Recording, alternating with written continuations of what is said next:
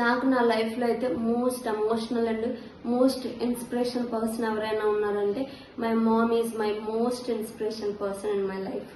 Hi friends, welcome back to పండు network official. ఈరోజు మనం ఈ వీడియోలో దేనికోసం డిస్కస్ చేయబోతున్నామంటే మన లైఫ్లో కావచ్చు, ఈ భూమి మీద అనమాట ప్రతి ఒక్కరికి most inspiration and emotional person కోసం అయితే మనం ఈరోజు ఈ వీడియోలో డిస్కస్ చేయబోతున్నాం. ఆమెనే నాకు ఎందుకు ఇన్స్పిరేషన్ అంటే ప్రతి ఒక్క విషయం కూడా, నా చుట్టూ జరిగే ప్రతి ఒక్క విషయం కళ్ళుకు కట్టినట్టు, కళ్ళుకు అద్దినట్టు నీట్గా, క్లియర్గా, క్లారిటీగా ఏ టు జెడ్ మంచి నీట్గా ఎక్స్ప్లెయిన్ చేస్తారు. కాబట్టి ఆమె పుట్టిన తర్వాత నుంచి ఈ రోజు వరకు అన్నమాట ఎలా ఆమె జర్నీ అయితే స్టార్ట్ అయిందో దానికోసం అయితే నేను మనస్ఫూర్తిగా మీ అందరితో పాటు షేర్ చేసుకుందాం అనుకుంటున్నాను. ఆమెకి ఇలాంటి ఒక విషయం తెలియదని లేదు కదా, ఏ టు జెడ్ ప్రతి ఒక్కటి కూడా పాయింట్ టు పాయింట్ ఎక్స్ప్లెయిన్ చేసే క్యాపబిలిటీ ఉంది. మా మదర్ స్టడీ చేయలే, బట్ ఒకవేళ స్టడీ చేసి ఉంటేనా ఈ రోజు కంటే నన్ను ఇంకా బెటర్ పొజిషన్కి తీసుకెళ్తారేమో అన్న ఆలోచన వస్తుంది ఆమెతో పాటు నేను టైం ఇస్తూ ఉన్నప్పుడు. మదర్ ఒక విషయం చెప్పారు, ఏంటంటే ఆమె ఒకటే అన్నారు, నాకు కష్టము, నష్టము, ఇబ్బంది, ఎలాంటి ప్రాబ్లం లేదు అన్న ప్లేస్ ఏదైనా ఉంది అంటే అది మా అమ్మ కడుపులో ఉన్న రోజులు మాత్రమే. నాకు ఎలాంటి ప్రాబ్లం లేదు, చింత లేదు, బాధ లేదు. అక్కడి నుంచి నేను ఏ రోజైతే బయటకు వచ్చినా ఆ రోజు నుంచి అన్నమాట నాకు ప్రతి ఒక్కటి 5 సంవత్సరాలు వచ్చిన తర్వాత నుంచి మొత్తం క్లారిటీ అయింది. ఈరోజు 5 సంవత్సరాలు ఎవరికైనా వచ్చిందనుకో ఖచ్చితంగా పిల్లలు ఆడుకుంటారు, చదువుకుంటారు, ప్రతి ఒక్కటి చేసి మంచిగా నీట్గా ఇంట్లో ఎంజాయ్ చేస్తారు. కాకపోతే మా అమ్మకి ఎప్పుడైతే 5 సంవత్సరాలు వచ్చిందో ఆ రోజు నుంచి అన్నమాట వాళ్ళ దగ్గర మంచిగా నీట్గా మనీ లేదు, మంచి భోజనం లేదు, మంచిగా వేసుకోవడానికి బట్టలు కూడా లేవు. వాళ్ళకి బాగా ఆకలేసిందంటే వాళ్ళు ఏం చేశారంటే కొండకి వెళ్ళి అక్కడ దొరికిన దుంపలు ఏవైతే ఉంటాయి వాటిని అయితే కాల్చుకుని తిని కడుపు నిండా నీరు తాగేసి మంచిగా నీటిగా పడుకొని ఉన్న రోజులు ఉన్నాయన్నమాట. 10 years వచ్చేసి ఉంటాయి. వచ్చిన తర్వాత ఏం చేశారంటే బయట పనులకి వెళ్ళిన తర్వాత వచ్చిన డబ్బులు కొంత దాచుకుని కొంత అమౌంట్ వాళ్ళ అమ్మ నాన్నలకి ఇచ్చి ఆ దాచుకున్న అమౌంట్లతో అనమాట కొన్ని సరుకులు కావచ్చు, బట్టలు కావచ్చు కొనుక్కుని మా అమ్మ అయితే అలా దాని జీవనాన్ని కొనసాగిస్తూ ఉండేవాళ్ళు. అలాగలాగా ఏజ్ వచ్చే కొద్ది మీ అందరికి తెలిసే ఉంటుంది. 18 years వచ్చినప్పటికి మా అమ్మకి బాల్య వివాహం అయితే చేస్తారు. చేసిన తర్వాత ఏమైంది అంటే మేము పుట్టిన తర్వాత నుంచి నా తర్వాత చెల్లి తర్వాత నుంచి తమ్ముడు తర్వాత నుంచి కొండేసి మేమందరం హ్యాపీగా ఉన్నాం. ఉండిన తర్వాత నుంచి ముందుగా మా అమ్మ అయితే మా చెల్లిని కోల్పోయిన తర్వాత కొండేసి అలా గడిచిన తర్వాత ఏమైందంటే మళ్ళీ మా ఫాదర్ చనిపోయిన తర్వాత మళ్ళీ అలా కొండేసి గడిచిన తర్వాత మళ్ళీ కొండేసికి వాళ్ళ అమ్మ నాన్నగారు కూడా చనిపోయిన తర్వాత మా అమ్మకి ఏం చేయాలి, ఎవరికి చెప్పుకోవాలి, ముందు వెనకాతలు అనమాట ఎలాంటి సపోర్ట్ ఆమెకైతే లేదు. ఆమెకి ఎలాంటి సపోర్ట్ లేకపోయినా సరే ఎవరి మీద డిపెండ్ అవ్వకుండా తనకి తాను అనమాట ఉదయం 6 గంటల నుంచి మళ్ళీ రాత్రి 6 గంటల వరకు కష్టపడుతూ ఉండేదన్నమాట. కష్టపడిన తర్వాత వచ్చిన డబ్బులతో అనమాట నన్ను మా తమ్ముడిని చూసుకునేది. టైంలో అనమాట ఆమెకి ఎలాంటి సపోర్ట్ లేదు, ఎలాంటి హెల్ప్ లేదు, ఎవరికి అడగాలో తెలియదు, ఎక్కడికి వెళ్ళి పని చేయాలో తెలియదు, ఎలా పోషించాలి ఏంటి అనేది అనమాట. మా అమ్మకి అసలు ఎలాంటి క్లారిటీ లేదు. లేకపోయినా సరే ఏదో ఒకలా పోషించాలి కదా అనేసి ఉదయాన్నం సరికి 6 గంటలకు పనికి వెళ్ళి మళ్ళీ రాత్రి 6 గంటలకు వచ్చేవాళ్ళు అనమాట. అలా గడిచిన తర్వాత మీ అందరికి ఐడియా ఉంటుంది 2014 ఆ టైంలో అయితే ఉదు తుఫాన్ వచ్చింది. ఉదు తుఫాన్కి అయితే మా ఇల్లు కూలిపోయిన తర్వాత ఎక్కడికి వెళ్ళాలో తెలియదు. మాకైతే కొంతమంది షెల్టర్ అయితే ఇచ్చారు. ఇచ్చిన తర్వాత నుంచి వాళ్ళ ఇంటి దగ్గర అయితే మేము కొండేస్తున్నాం. మీ అందరికి తెలిసిందే బయట ఇంట్లో మనం ఎక్కువ రోజులు కూడా ఉండలేం. ఎందుకంటే మీకు తెలిసే ఉంటుంది మా అమ్మ అక్కడ ఎంత పని చేసినా సరే పని చేసి మా అమ్మ ఏ రోజు రూపాయి కూడా ఉంచుకోలేదు. వచ్చిన డబ్బులంతా వాళ్ళకి ఇచ్చింది. అయినప్పుడు కూడా వాళ్ళు ఎలా చేశారు కదా, పండగ ముందు రోజు అనమాట భోజనం చేస్తున్న టైంలో తింటున్న ప్లేట్తో పాటు మా అమ్మనైతే బయటికి పెట్టేశారు. బయటికి పెట్టేసిన తర్వాత నుంచి ఎక్కడికి వెళ్ళాలో ఏంటో మాకు తెలియకపోతే నార్మల్గా ఒక చిన్న హౌస్ ఉంటుంది, మీ అందరికి తెలిసే ఉంటుంది. పునాది వేసిన తర్వాత నార్మల్గా పైన స్లాబ్ వేస్తారు. అలాంటి ఇంటికి అయితే మా అమ్మ మమ్మల్ని అక్కడికి తీసుకెళ్ళి ఉంచింది. ఆ ఇంట్లో ఉంచింది. నెక్స్ట్ డే వచ్చి పండగ. మా అమ్మ దగ్గర అయితే అస్సలు డబ్బులు లేవు. 500 అంటే 500 మాత్రమే ఉన్నాయి.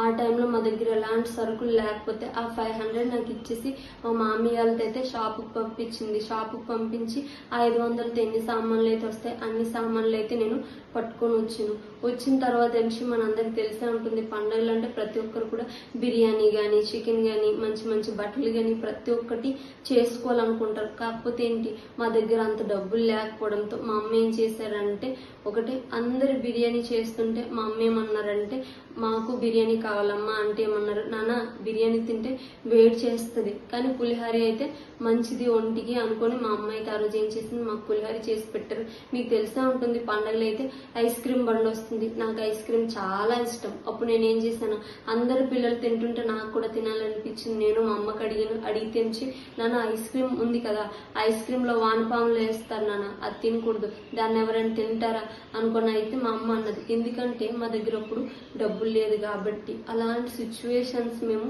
చాలా ఫేస్ చేస్తున్నాం. అలా గడిచిన తర్వాత నుంచి మేము మా ఊర్లో ఉన్నప్పుడు అనమాట, మీకు తెలిసే ఉంటుంది, ప్రతి ఒక్క చిన్నపిల్లలు ఏం చేస్తారు, అందరితో పాటు ఆడుకుంటారు కదా.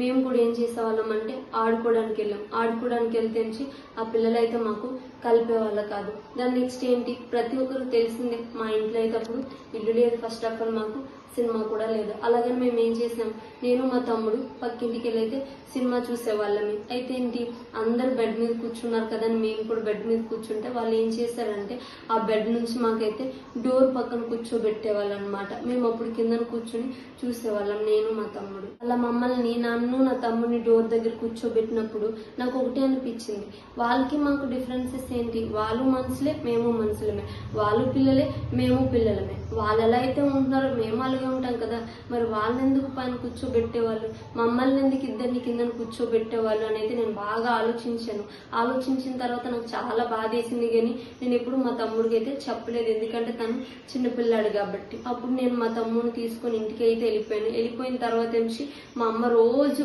అర్లీ మార్నింగ్ 6 గంటలకి వెళ్ళిపోయి మళ్ళీ నైట్ 6 గంటలకే వస్తారు. అప్పుడు వరకు నేను ఎదురు చూసేదాన్ని, మా అమ్మ ఎప్పుడు వస్తారా అనుకుని. మా అమ్మగారు వచ్చేసిన తర్వాత అయితే మేము భోజనం మొత్తం చేసిన తర్వాత నుంచి పడుకున్న టైంలో అనమాట, నాకు అస్సలు నిద్ర రావట్లేదు. అప్పుడు మా అమ్మ అయితే అడిగారు, ఏమైంది నాన్న ఇంకా పడుకోవట్లేదంటే, నేను అప్పుడు మా అమ్మకి చెప్పాను, అమ్మ ఇక్కడ మన ఊర్లో ఉన్న వాళ్ళందరూ పిల్లలే కదమ్మా, మరి వాళ్ళకి మాకు డిఫరెన్సెస్ ఏంటమ్మా, మేము ఎవరితో ఆడుకోవడానికి వెళ్తే కలపట్లేదు, మేము వాళ్ళ ఇంటికి వెళ్ళి సినిమా చూసామనుకో అందరు పిల్లలు బెడ్ ఎక్కుతున్నారు, మేము కూడా బెడ్ ఎక్కితే మమ్మల్ని నుంచి డోర్ దగ్గర కూర్చోబెట్టారమ్మా, వాళ్ళకైతే అక్కడ కూర్చోబెట్టారమ్మా, నాకు బాధేసిందమ్మా అని నేను మా అమ్మకి ఎప్పుడైతే చెప్పాను, అప్పుడు ఒకటే అని చెప్పారు మా అమ్మ, వాళ్ళకి మనకి డిఫరెన్సెస్ ఒకటేనన్నా, వాళ్ళకి డబ్బులు ఉన్నాయి, మనకు డబ్బులు లేదు కాబట్టి అలా ట్రీట్ చేస్తున్నారు. కాబట్టి నువ్వు ఒకటే గుర్తుపెట్టుకో, నిన్ను ఈ రోజు ఎవరెవరైతే అలా ట్రీట్ చేస్తున్నారో, నువ్వు ఆడుకోవడానికి వెళ్తే నీకు కలపట్లేదు కదా, నువ్వు మాట్లాడితే వాళ్ళు మాట్లాడట్లేదు కదా, నువ్వు ఎవరింటికి వెళ్తే నేను డోర్ దగ్గర కూర్చోబెట్టారో, అలాంటి సిచ్యువేషన్స్ నీకు జరిగింది నీకు గుర్తుంది కదా, అలాంటి సిచ్యువేషన్స్ నువ్వు ఎప్పుడు మర్చిపోకు. అలా నేను ట్రీట్ చేసిన వాళ్ళు కూడా అస్సలు మర్చిపోవద్దు. నువ్వు పెద్ద అయిన తర్వాత వాళ్ళకి ఖచ్చితంగా నువ్వేటో చూపించాలి అని అయితే ఆ రోజు నాకు మా అమ్మ చెప్పింది. మీకు తెలిసిందే, వర్షాకాలం వస్తే చాలా కష్టంగా అనిపిస్తుంది. మేము ఎప్పుడైతే ఆ ఇంటికి వెళ్ళిన తర్వాత వర్షాలు పడింది, the worst situation in my life అంటే అదే. మంచిగా నిద్రే లేదు. ఎలా ఉండేదంటే, పడుకుంటుంటే వర్షం కింద పడుతుంటే మేము మంచి ఆ పక్కన పడుకునే వాళ్ళం. మా ఇంట్లోకి అయితే వర్షం వచ్చేసేది అనమాట. ఆ టైంలో అనమాట నేను పడుకుంటే మా అమ్మ మా తమ్ముడు నీరు చల్లేవాళ్ళు, మా తమ్ముడు పడుకుంటే నేను అమ్మ చల్లేవాళ్ళం, అమ్మ పడుకుంటే నేను తమ్ముడు చల్లేవాళ్ళం. అలా జల్లేటప్పటికే మాకైతే మార్నింగ్ అయిపోయింది. సరిగ్గా పడుకునే వాళ్ళం కూడా కాదు. అలాంటి సిచ్యువేషన్స్ చాలా ఫేస్ చేస్తున్నాం అనమాట, నిద్ర లేని రోజులు. మేము ఎదిగే కొద్దీ అనమాట మా అమ్మకు అర్థమైంది, ఇంకా నా పిల్లలు ఎదుగుతున్నారంటే ఈ మాత్రం కష్టం సరిపోదు, నేను ఇంకా కష్టపడాలి అనుకుని మా అమ్మ అయితే మాకు ఒకటే చెప్పారు, మీరు ఎప్పుడు కూడా ఎవ్వరి మాట వినొద్దు, ఎవరిని నమ్ముకోవద్దు. ఎందుకంటే ఇన్ని రోజులు మన లైఫ్ ఎలా ఉందో మీ అందరికీ తెలిసే ఉంటుంది. సో నేను లేకపోతే మీకు భోజనం ఉండదు, నేను లేకపోతే మీకు ఎవ్వరు ఇంటికి రానివ్వరు, నేను లేకపోతే మీకు అసలు ఎవరు చూసుకోరు.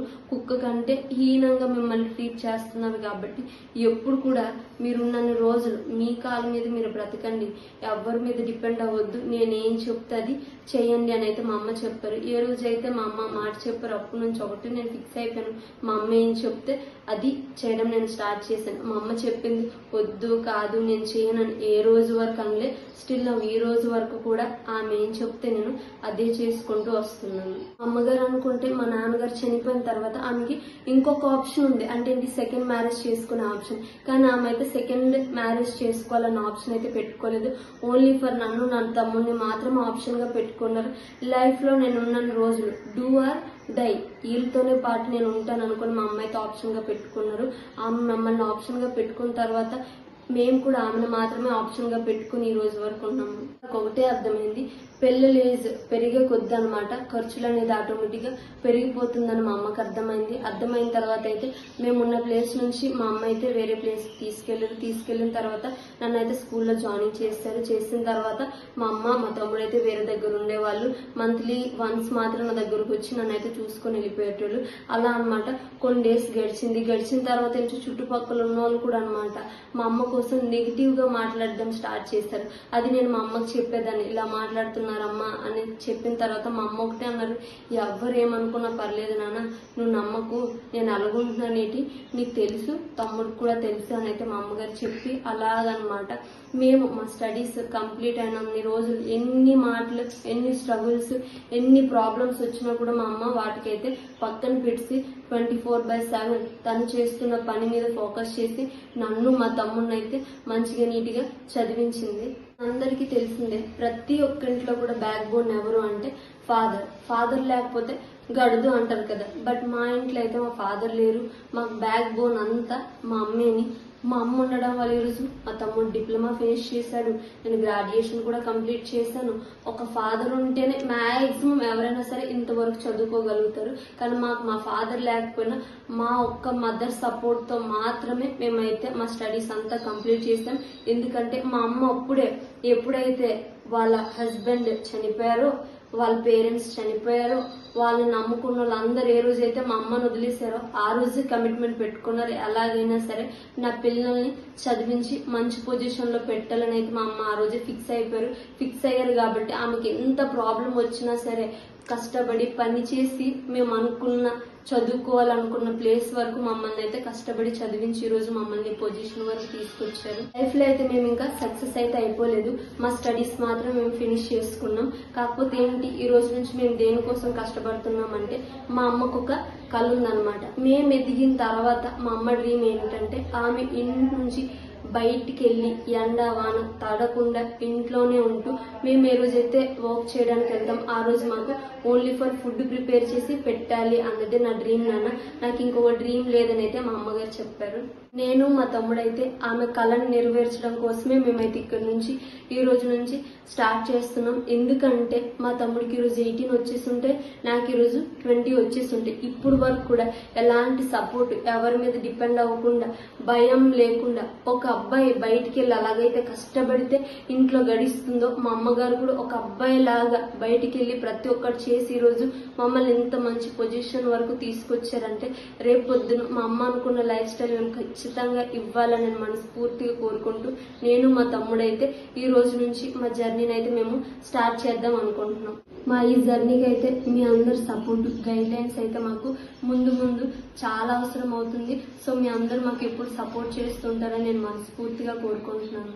వీడియో నచ్చినట్లయితే మీ లైఫ్లో మా లైఫ్లో ఏదైతే సిచ్యువేషన్స్ జరిగిందో మీరు అలాంటి సిచ్యువేషన్ ఫేస్ చేసినట్టయితే కింద కామెంట్ సెక్షన్లో అయితే నాకు కమెంట్ చేయండి.